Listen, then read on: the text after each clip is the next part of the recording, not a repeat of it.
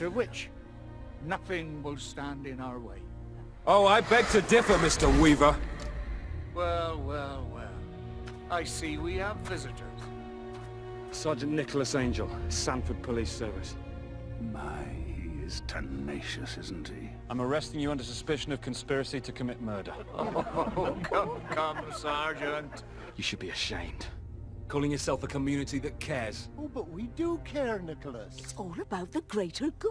The greater good. How can this be for the greater good? The greater good.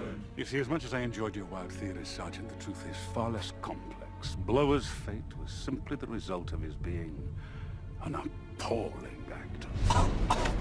Appalling. You murdered him for that? Well, he murdered Bill Shakespeare. What?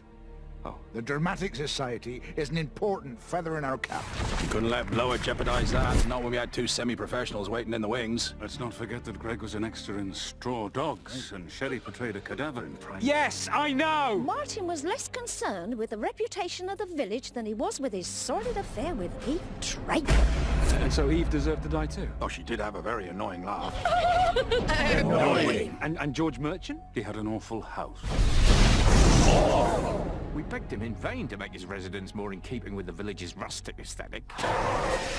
Wait, and what about Tim Messenger? What was his crime? Tim Messenger's tenure as editor of the Sanford Citizen has been unbearable. Our once great paper had become riddled with tabloid journalism, not to mention persistent errors. He listed her age as 55. When actually I'm 53. 53. What about Leslie Tiller, one of your own? Her horticultural expertise helped put Sanford on the map. Oh, she was ever so good. Cousin Leslie was a terrible shame. But it seems she was set on moving away. We couldn't have her sharing her green fingers with anybody else. Not least those heathens at Buford Abbey. If we can't have her, no one can. How can this be for the greater good? The greater good. Shut it!